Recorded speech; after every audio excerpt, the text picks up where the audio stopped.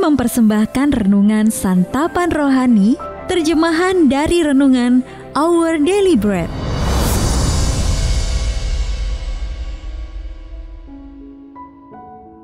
Untuk menerima notifikasi video baru kami, silakan tekan tombol subscribe dan tanda lonceng di bawah ini. Sahabat ODB, pembacaan Alkitab hari ini terambil dari 2 Raja-Raja pasal yang ke-5 ayat yang ke-20 sampai dengan ayat yang ke-27. 2 Raja-Raja pasal yang ke-5 ayat yang ke-20 sampai dengan ayat yang ke-27. Berpikirlah Gehazi, bujang Elisa, abdi Allah. Sesungguhnya tuanku terlalu menyegani Naaman orang Aram ini dengan tidak menerima persembahan yang dibawanya.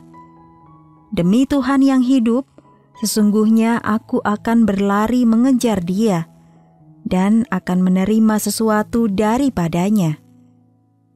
Lalu Gehazi mengejar Naaman dari belakang.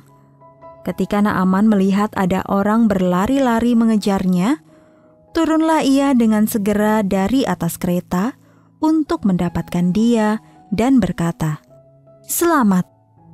Jawabnya, "Selamat. Tuanku Elisa menyuruh aku mengatakan, baru saja datang kepadaku 2 orang muda dari pegunungan Efraim, dari antara rombongan nabi. Baiklah berikan kepada mereka setalenta perak dan 2 potong pakaian." Naaman berkata, "Silakan, ambillah 2 talenta." Naaman mendesak dia dan membungkus 2 talenta perak dalam 2 pundi-pundi dan 2 potong pakaian, lalu memberikannya kepada 2 bujangnya. Mereka ini mengangkut semuanya di depan Gehazi. Setelah mereka sampai ke bukit, disambutnyalah dari tangan mereka. Disimpannya di rumah dan disuruhnya kedua orang itu pergi. Maka pergilah mereka. Baru saja Gehazi masuk dan tampil ke depan tuannya, berkatalah Elisa kepadanya, "Dari mana Gehazi?" Jawabnya, "Hambamu ini tidak pergi kemana-mana." Tetapi kata Elisa kepadanya, "Bukankah hatiku ikut pergi ketika orang itu turun dari atas keretanya mendapatkan engkau? Maka sekarang engkau telah menerima perak, dan dengan itu dapat memperoleh kebun-kebun, kebun zaitun, kebun anggur, kambing domba, lembu sapi, budak laki-laki, dan budak perempuan. Tetapi penyakit kusta Naaman akan melekat kepadamu dan kepada anak cucumu untuk selama-lamanya." Maka keluarlah Gehazi dari depannya dengan kena kusta, putih seperti salju. Ayat mas renungan hari ini terambil dari Matius pasal yang ke-6 ayat yang ke-21. Di mana hartamu berada, di situ juga hatimu berada. Renungan hari ini berjudul Uang Cepat, ditulis oleh Tim Gustafson.